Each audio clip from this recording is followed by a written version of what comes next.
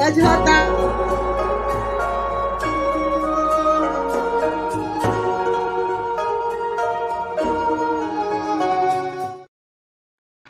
Alô, olha aí, gente. Oi, tudo bem? O Arthur Vidal, ele está aqui, não é porque é meu filho, não, ele está aqui porque o GEChina, que é o grupo de estudos sobre a China da Universidade de Brasília, onde ele estuda ciência política, o indicou. Eu perdi meu áudio.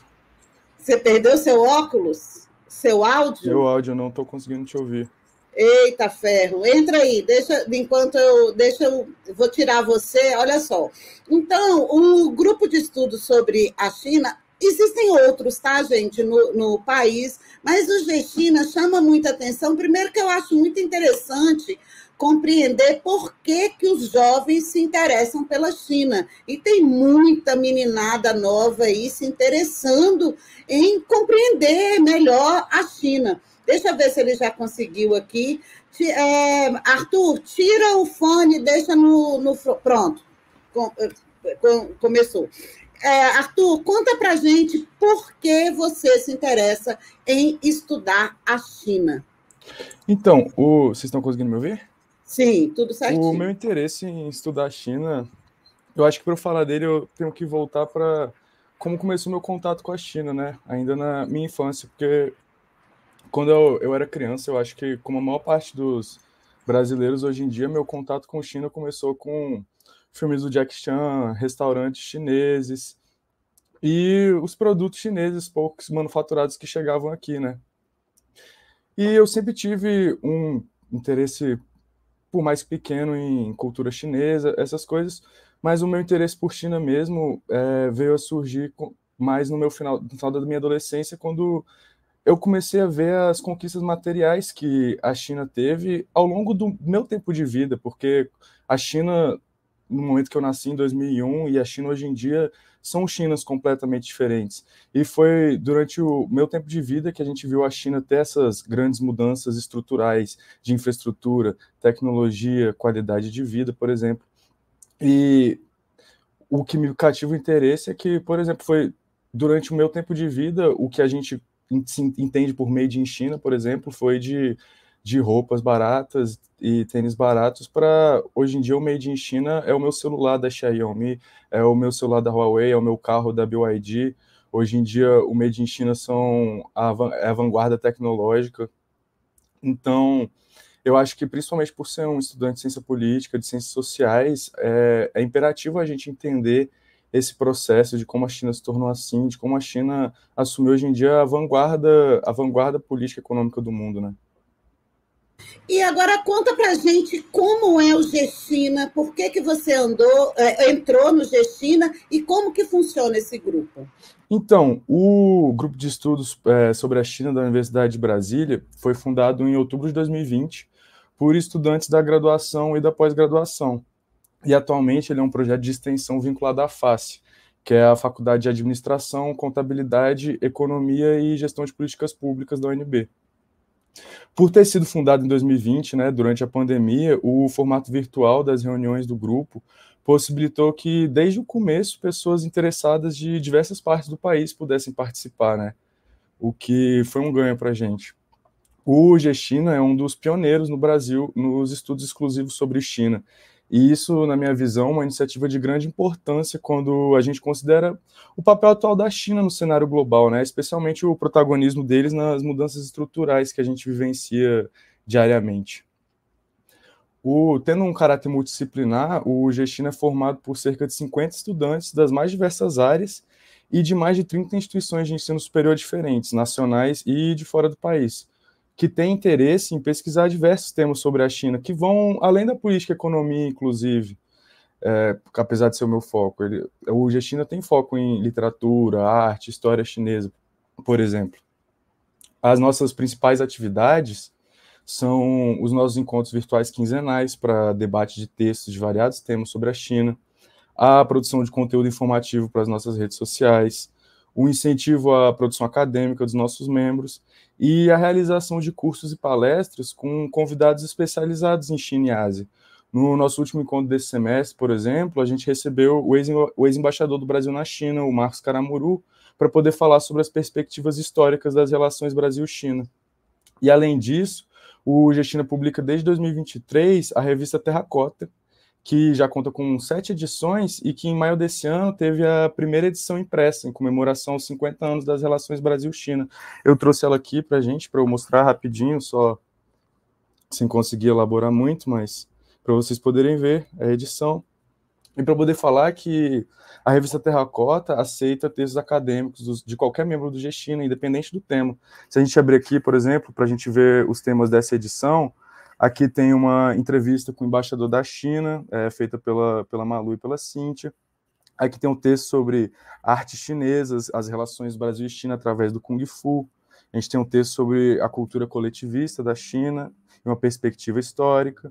A gente tem um texto sobre os 50 anos de relação Brasil-China. E tem um sobre segurança energética da China e cooperação com a Ásia Central. Então, como vocês podem ver, a gente não tem um foco específico em política, economia, relações internacionais, como muitas pessoas pensam, e independente do seu interesse em China, você tem espaço no G-China para estudar o que você quiser, compartilhar com os membros, ter troca de conhecimento, inclusive poder fazer produções acadêmicas, né? Qualquer aluno do G-China pode escrever um texto para a revista Terracota e encaminhar para publicação para a diretoria acadêmica. Inclusive, eu vou deixar com vocês aí, vão deixar com vocês as redes sociais do G-China, né? E o site da revista Terracota. E para os estudantes da graduação e da pós-graduação que ficarem interessados, quando for aberto o processo seletivo próximo semestre, vai ser comunicado nessas redes. Então, eu já coloquei aqui o Instagram do G-China, o YouTube do G-China e o e-mail do G-China. Manda para mim aí pelo Zap, que eu deixo aqui para o pessoal, o link direto para a Terracota. Eu tenho a minha aqui, tá, mas o Arthur já mostrou, é bem bacana, muito bonita, muito bem diagramada, mas é o seguinte, Arthur, todo mundo que vem aqui, a gente tem duas perguntas. Uma, você acha que o Brasil vai entrar na nova Rota da Seda?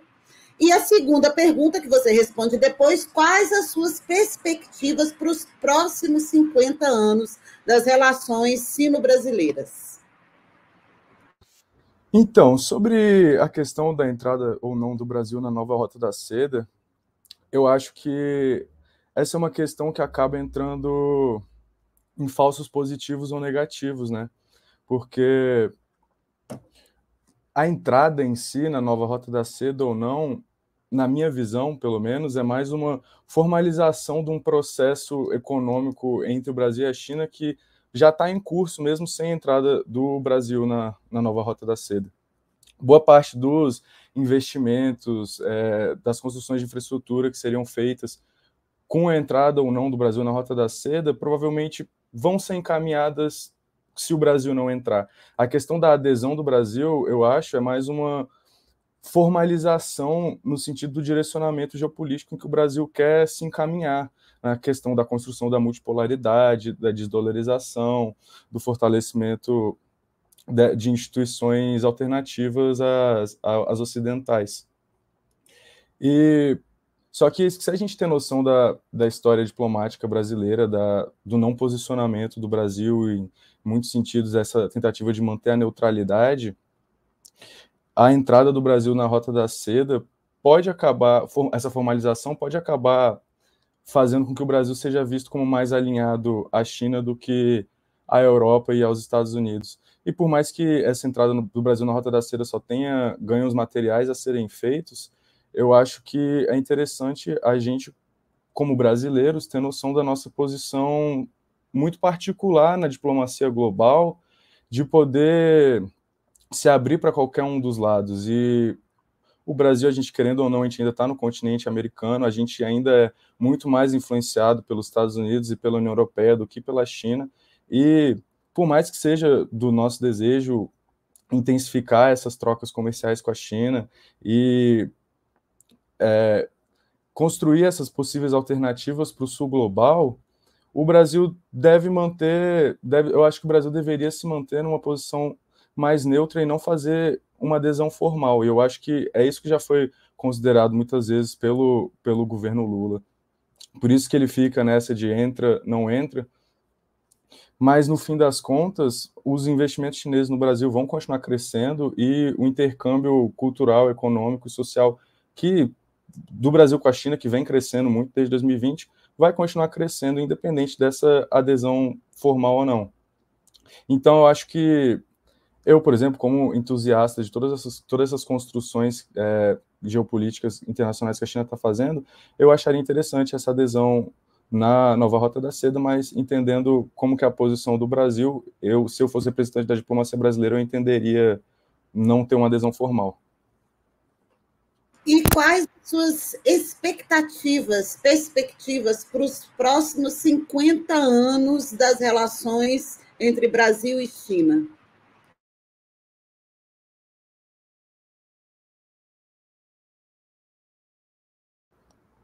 Eu acho que para os próximos 50 anos das relações Brasil e China, a gente já está vendo, inclusive, uma transformação qualitativa desse processo, né? Porque isso se deve mais, na minha visão, ao aumento da complexidade produtiva e especialização dos setores econômicos chineses, que agora pela produção tecnológica deles, a dinâmica econômica deles com o sul global está se alterando, né? Enquanto antes eles eram produtores de manufatura básica, agora eles produzem itens de grande complexidade, como microchips, celulares, carros. A relação desses países do sul global com a China é uma porta de saída para essa mesma relação que eles têm com a Europa, né? Um jeito com a Europa, com os Estados Unidos, é um jeito de se desvincular de relações econômicas que muitas vezes são prejudiciais para a gente. E eu acho que a perspectiva que os chineses têm de cooperação ganha-ganha, de construção sobre tudo no mesmo céu, é muito mais próspero para a gente do que as relações que a gente tem com o norte global. E para os próximos 50 anos, eu vejo a China tomando o lugar desses países nas relações, além das comerciais, né, porque em trocas comerciais ela já é o maior comprador, o maior exportador e importador de diversos países do mundo, mas a gente vai ver uma intensificação disso para além da esfera puramente econômica, né? Porque agora os chineses vão começar a investir em exportação do soft power, da indústria cultural. Por exemplo, posso citar por alto aqui a indústria de videogames, por exemplo, que agora a China lançou um jogo AAA, né, que é o que a gente chama de blockbuster para videogame, que agora está competindo com o mercado ocidental. E a gente está vendo isso em videogame, daqui a pouco a gente vai estar vendo com série, filme. A China já produz filmes gigantescos que, por mais que ficam limitados ao mercado doméstico, já estão entre as maiores bilheterias do mundo.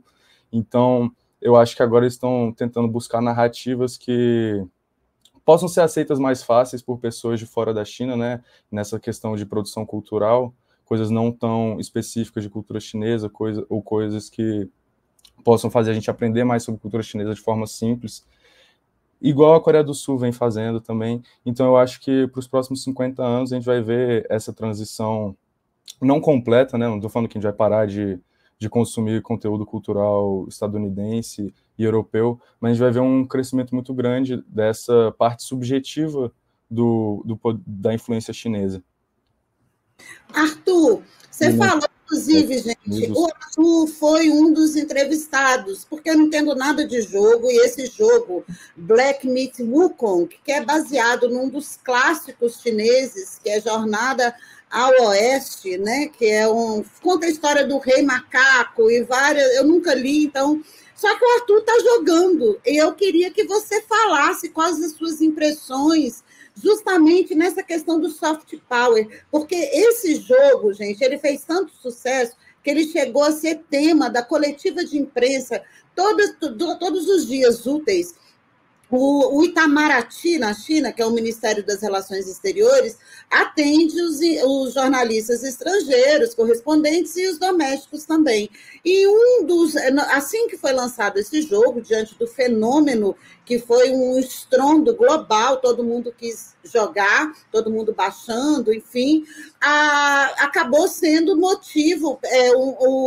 motivou uma pergunta ali naquela coletiva, né, para a diplomacia. E a diplomacia falou, olha, não sei, não entendo nada de jogo, mas ficamos felizes de ter mais essa porta, essa ponte entre a cultura chinesa e o resto do mundo. Você, como brasileiro, jogando esse jogo, qual a sua sensação desse soft power chinês?